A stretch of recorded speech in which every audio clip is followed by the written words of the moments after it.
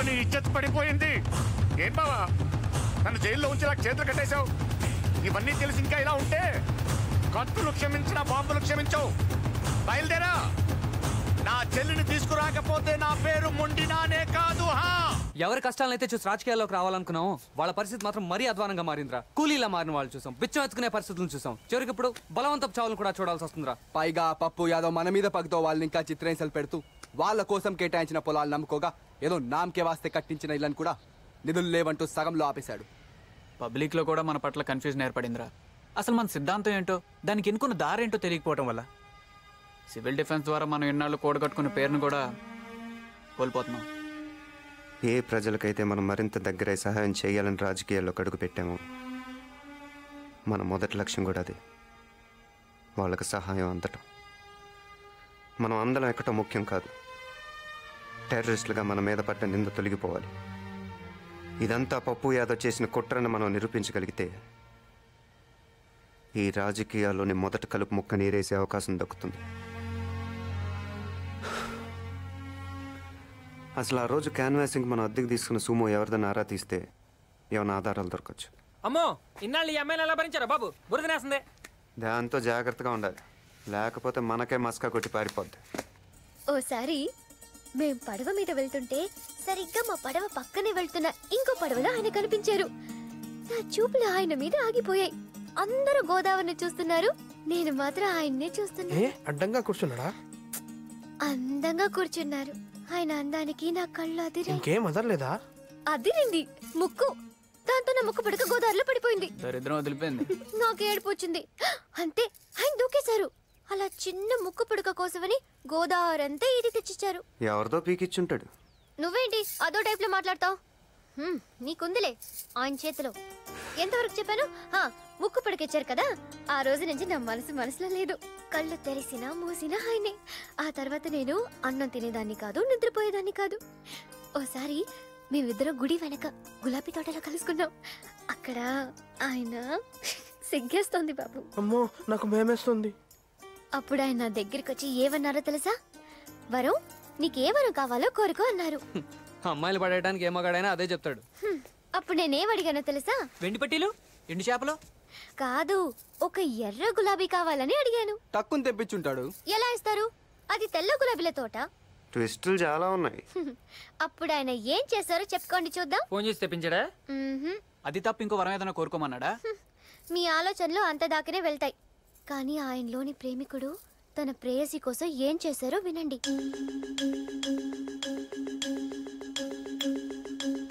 చెయ్యి కోసి ఆ రక్తంతో తెల్ల గులాబీని ఎర్రగా చేసి నాకిచ్చారు. ఎవరు చెయ్యి? ఆయనే కోసుకున్నారు. ఊరుకో, రక్తం కంటపడితే తప్ప నిద్రలాడు, ఎదుటాడు పీక్ కోస్తే తప్ప పడుకోడు, ఆడు చేయి కోసుకోవడం ఏంటి? ఆయన మనసు మీకెప్పటికీ అర్థం కాదు. తను కాలిపోతూ లోకానికి వెలుగిచ్చే కొవ్వొత్తి లాంటోడు. కనీసం ఆడికి కొవ్వు ఉందన్న ఒప్పుకున్నావు. మీరు నమ్మరు. నీకు పిచ్చానుందా? నమ్మరు. అవును, పిచ్చే. ప్రియుడు ఎడబాటు భరించలేకపోవడం పిచ్చే అయితే నాకు పిచ్చే. నచ్చిన వాడి కోసం బాధపడ్డ పిచ్చే అయితే నాకు పిచ్చే. తన గురించి ఆలోచిస్తూ రోజులు గడపడం పిచ్చే అయితే నాకు పిచ్చే. పిచ్చే పిచ్చే పిచ్చే నాకు. సరే సరే, ఒప్పుకుంటున్నాం, నీకు పిచ్చే.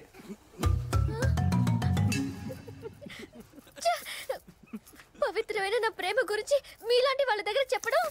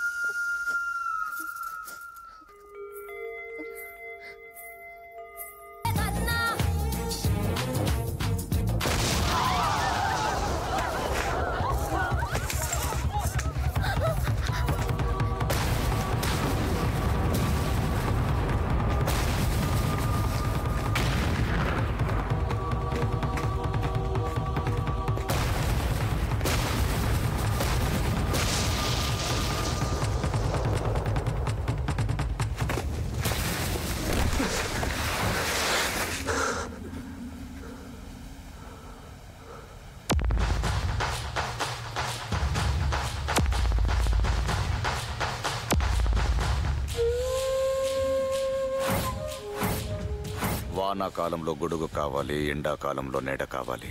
ఏ కాలంలోనైనా ఒక్కడిని లేపేయాలంటే ఈ మొండి నాని కావాలి. ఇవాళ బావ కళ్ళలో ఆనందం చూడాలి, నీ కళ్ళలో చావు చూడాలి.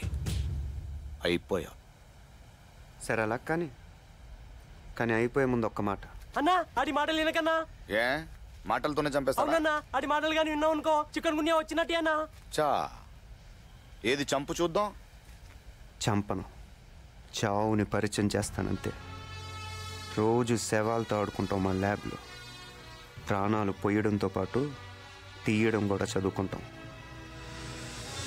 పిడికిలు బిగించి ఒక్కటి పుర్రె మీద ఇచ్చాననుకో, నీ మెదడులో ఉన్న నరాలన్నీ చిట్లిపోయి ఇంట్రాసెరిబ్రల్ బ్లీడింగ్ అయి నీ కళ్ళు, చేతులు, కాళ్ళు, నడుము, మెడ, చివరికి దీంతో పాటు అన్నీ చచ్చిపడిపోతాయి. ఫైనల్గా మా ల్యాబ్లో ప్రయోగాలకు పనికొస్తావు.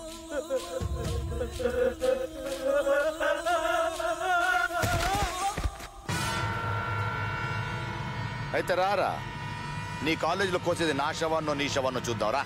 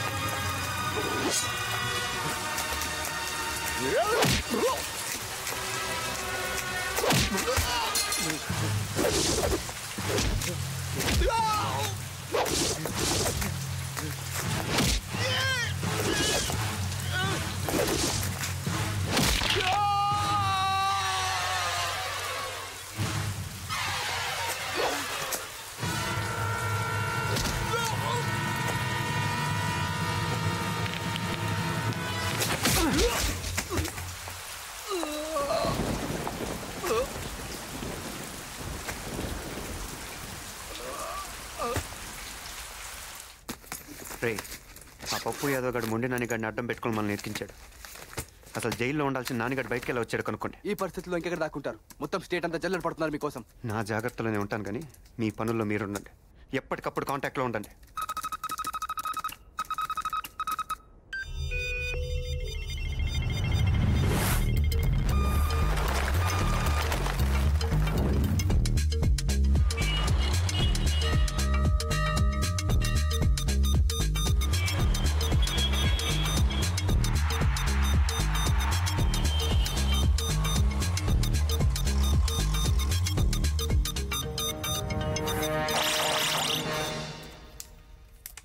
పాయింట్ బ్లాంక్ రేంజ్ లా వాడిని నిలబెట్టేసిన సార్.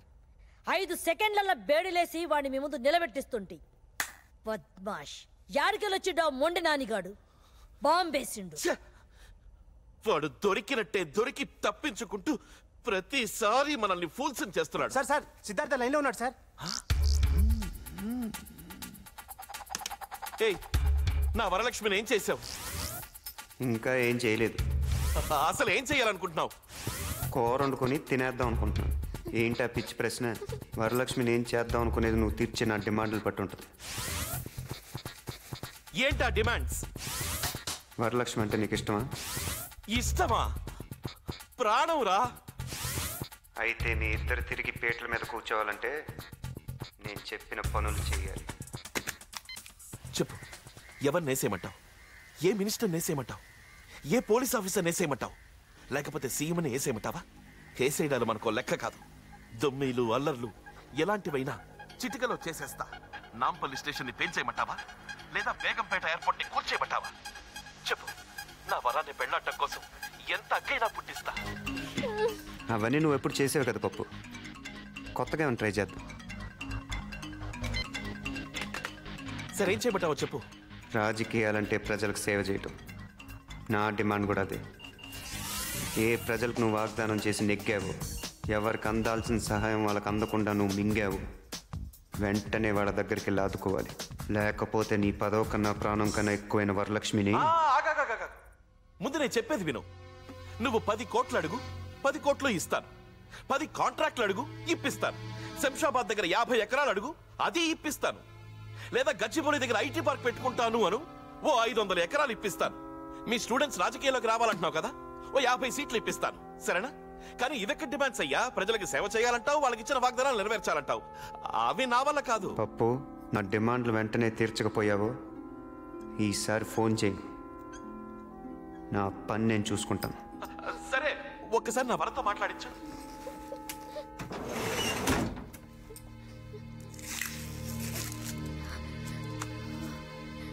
పప్పు, ఎలా ఉన్నావు పప్పు? వరం, పప్పు, ఏదో ప్రాణాలతో ఉన్నానంతే. బాధపడకు పప్పు. ఇంతకీ నువ్వెలా ఉన్నావు వరం? ఈ రాక్షసుడు నన్నేం చేస్తాడు అని క్షణ క్షణం భయంతో చచ్చిపోతున్నాను పప్పు. పవిత్రమైన మన ప్రేమనే నమ్ముకు బ్రతుకుతున్నాను. నువ్వేం భయపడకు, నేను ఎలాగైనా విడిపిస్తాను. వరం వరం వరం వరం, ఈ కాసేపు మాట్లాడండి భయ్యా. ఇంకా మాటలు చాలే గానీ వెంటనే నేను చెప్పిన పని చెప్పు. హలో హలో హలో సార్, వీడు ఉట్టి ఖల్నాయకే కాదు, వీనికి సూపర్ తెలివితేటలు ఉన్నాయి. అరే వీడిని ట్రాప్ చేద్దామంటే దొరుకుతానే లేడు. వీడు యాడ్ నుంచో టెలిఫోన్ పోల్లకెళ్ళి మాట్లాడుతున్నాడు. సార్, వాడి డిమాండ్లన్నీ తీర్చాలంటే కనీసం మనకు 100 కోట్లనే కావాలి. ఎంత ఖర్చైనా పర్వాలేదు సార్, రాష్ట్రం అసలే లోటు బడ్జెట్లో ఉంది. ఆ కోరికలన్నీ తీర్చాలంటే మీరు తిన్నదంతా కక్కాలి. కక్కుతాను. నా వరం కోసం మింగిందంతా కక్కుతాను.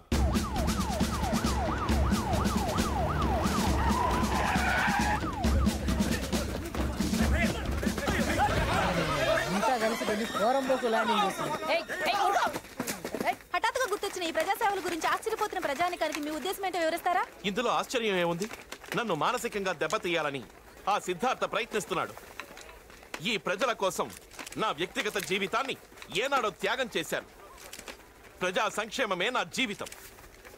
ఇక చేతలకే కాని మాటలకు సమయం లేదు. అసలు వరలక్ష్మి కిడ్నాప్ కి సిద్ధార్థ చేసిన డిమాండ్ ఇదేనని, అతనికి భయపడే మీరు ఇదంతా చేస్తున్నారని జనం అనుకుంటున్నారు.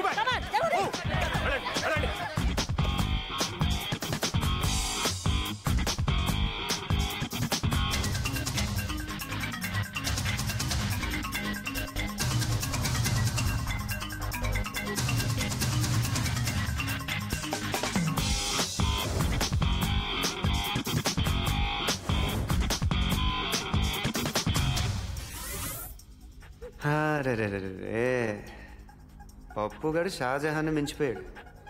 ఆయనేమో తాజ్మహల్ కట్టాడు, ఈడేమో నీకోసం 100 ఇల్లు కడుతున్నాడు. బో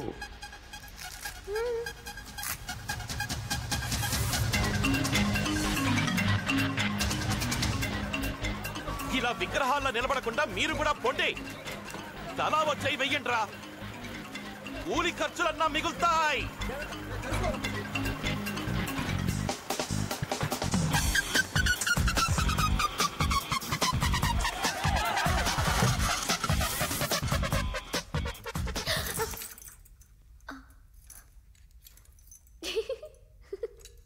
పప్పుగాడు కల్లోకి వచ్చాడా? కాదు, నువ్వు వచ్చావు. పార్టీ మార్చావేంటి? కల్లో నువ్వు మా పవిత్రమైన ప్రేమని అర్థం చేసుకుని ప్రేమికుల్ని విడదీయడం తప్పని తెలుసుకుని మా ఇద్దరికి దగ్గరుండి మరీ పెళ్లి జరిపించావంట, అక్షింతలు వేసావంట. అంత మంచి చేసిన నీకు బంతిలో పక్కన కూర్చుని నేనే అన్నం తినిపించానంట. ఇందులో ఒకటి బాగుంది నాకు. మా పెళ్లి జరిపించడమా? నాకు అన్నం తినిపించడం. అవును, బాగానే ఉంటది. కొంచెం ఈ బేడీలు తీస్తావా? పనుంది. ఏ? అబ్బా, అన్నీ చెప్పాలా నీకు? దురదగా ఉంది. గోకనా? దొంగ సజ్జనోడా, గోకేద్దామని ఉపచారం ఉపచారం. ఎన్ని రోజులైపోయిందో అలా గాల్లో తిరిగి. ఇదిగో తెచ్చి ఇలా దీంట్లో పడేశావు. దా బయటికి వెళ్ళి గాలిలో తిరిగొద్దాం. నిజంగానా? పిచ్చి పిచ్చి వేషాలు ఏవుగా. నీతోనా? ఏకంగా దుకాణం పోలీస్ స్టేషన్లోనే పెట్టినోడివి. నీతో గేమ్స్ ఏంటి చెప్పు?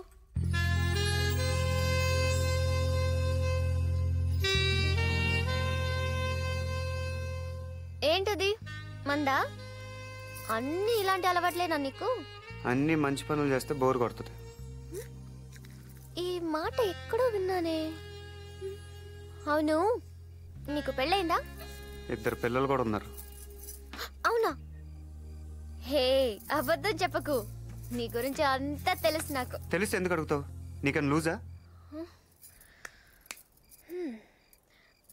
అవును, ఎందుకు నిన్ను ఏ అమ్మాయి ఇప్పటిదాకా ప్రేమించలేదు?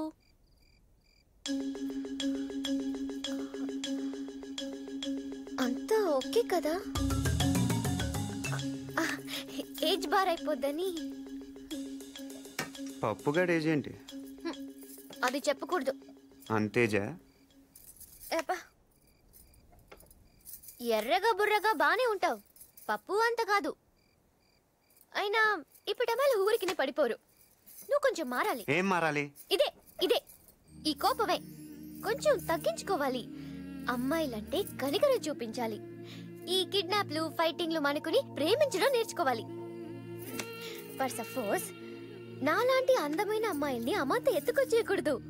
ముందుగా వాళ్ళ మనసుల్ని దోచేయాలి. ఆ తర్వాత చూడు, అమ్మాయిలే నీతో లేచొచ్చేస్తారు. మనసుల్ని దోచేయాలి? అదెలా? ఇప్పుడు నచ్చావు నాకు. మనసంటే నీలా అదో జడ పదార్థం కాదు, పాదరసంలా సున్నితంగా కరిగిపోయేది. అలా అని దాన్ని మీ మగాళ్ళంత తేలిగా కరిగించలేరు. దానికి చాలా చాలా ఇది కావాలి. ఇదంటే? అదే అది నోటితో చెప్పేది కాదు, చెప్పలేం కూడా. ఒకటి మాత్రం చెప్పగలం, అది ఎప్పుడు ఎలా ఎందుకు పుడుతుందో మాత్రం చెప్పలేం. బాగా కన్ఫ్యూజన్గా ఉంది, కొంచెం క్లియర్గా చెప్పు. అదే కదా చెప్పలేమంటోంది. పేకల దాకే అనుకున్నాను, మొత్తం మునిగిపోయావు. ప్రేమ దోమ వంకాయ ఏమీ లేవు. కొంచెం బయటకు వచ్చి చూడు, లోకం ఏంటో తెలుస్తుంది. చాలానే తెలిసిందిలే. తిప్పావు కదా నువ్వే, అన్నీ తెలుసుకున్నాను. నీలాంటి యువకులు రాజకీయాల్లోకి వస్తే మాలాంటి సామాన్యులకు ఎంత మేలు జరుగుతుందో చూపించావు బాబు. బాబు, వరదల పాలైన మా బ్రతుకులకింత నేణ్ణిచ్చాం. మా అందరి బాగు కోసం ఇంత చేశావు. నీ కోసం ఏం చేయడానికైనా మేము ఎప్పుడూ సిద్ధమే బాబు. అధికారంలో ఉండి నాయకులు చేయలేని పని అజ్ఞాతంలో ఉండి మీరు చేశారు. మీ సిద్ధాంతం నక్సలిజమా? హ్యూమనిజం. ఈ విషయంలో మీరేం చెప్పదలుచుకున్నారు? నిజాయితీగా సేవ చేయి, లేదా రాజకీయాల్లోంచి తప్పుకో. మీ కార్యాచరణ మంచిదైనప్పుడు మీరు రహస్యంగా ఉండడం దేనికి? మేము టెర్రరిస్టులం కాదు అని నిరూపించేదానికి తప్పదు. రాజకీయ నాయకుల గుండెల్లో సిద్ధార్థ పుట్టించిన ప్రకంపనం పెనుమార్పుకు దారి తీసేలా ఉంది. ఎంతో నేర చరిత్ర ఉన్న పప్పు యాదవ్ లాంటి వాడే భయపడి నిధుల్ని సక్రమంగా వినియోగించడంతో ఇదే దారిలో నడిచి మిగతా ఎమ్మెల్యేలు ఎంపీలు కూడా ప్రజా సంక్షేమం పట్ల శ్రద్ధ వహిస్తున్నారు. సిద్ధార్థ హెచ్చరికకు వెనుక ఏ అదృశ్య శక్తో ఉండి నడిపిస్తోందని అన్ని పార్టీల వాళ్లు ఎలక్షన్ మేనిఫెస్టోల్ని బూజు దులిపి ఆచరణలో పెడుతున్నారు. పోచమ్మా సార్ ఈసారి వాడు ఫోన్ చెయ్యగానే ట్యాప్ చేయండి. Okay sir. నా కొడుకు దొరకని చెప్తాను. ఆగండి ఆగండి ఆగండి ఆగండి. ఏంటి పప్పు, పనులు మానేసి అందరూ ఫోన్ కోసం వెయిటింగా? ఏయ్ సిద్ధార్థ, నువ్వు చెప్పిన పనులన్నీ చేశాను కదా, ఇంకా నా వరాన్ని నాకు అప్పగించేయి. మూఢ వస్తే 3 నెలల దాకా ముహూర్తాలు లేవట. అయితే ఓ పని చెయ్యి, నువ్వు అర్జెంటుగా నీ పదవికి రాజీనామా చేసి రాజకీయాల నుంచి పర్మనెంట్గా తప్పుకో. రేయ్ ముక్కలు ముక్కలుగా నరికి పోగులు పెడతాను. వింటున్నాను కదా అని మీటింగ్ పెడుతున్నావా? ఓ గొంతు మారుతుందేంటి? అది కాదయ్యా సిద్ధార్థ, ఇప్పుడు నా పదవితో నీకొచ్చిన ఇబ్బంది ఏంటి చెప్పు? ఇబ్బంది నాకు కాదు, జనానికి. మా నలుగురిని లోపల పంపించేస్తే పని అయిపోద్ది అనుకున్నావు కదా, అప్పుడే ఏమైంది పప్పు. ఇప్పుడు చూద్దుగా, ఇన్నాళ్ళు నేను ఒక్కడే నీకు శత్రువుని. ఇప్పుడు నాలాంటి వాళ్ళు 100,000 వేల కొద్ది పుట్టుకొస్తారు. రాజకీయ గూండాల్ని తరిమి తరిమి కొడతాం. ఆడు మనందరినీ అవలేగాలం చేసి ఈ చుట్టుపక్కలకెళ్ళి మాట్లాడుతున్నాడంట. మీరు కంటిన్యూ చెయ్యండి. సిద్ధార్థ, సరే అలాగే చేద్దాం. నా పదవి పోయినా నా వరం నాకు దక్కితే చాలు. కానీ గో గో గో అందరూ ఊరుకోండి. ఆ మెగాఫోన్ ఇటు.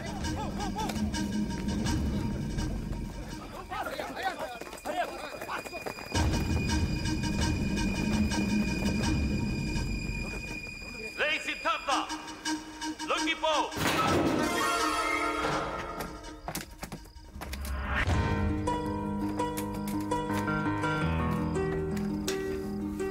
వరం సార్ ఇక్కడ చూడండి. వీడు ఏకంగా పోలీస్ హెడ్ క్వార్టర్స్ కి బొక్క పెట్టాడు. ఇంతకంటే అవమానం ఉందా?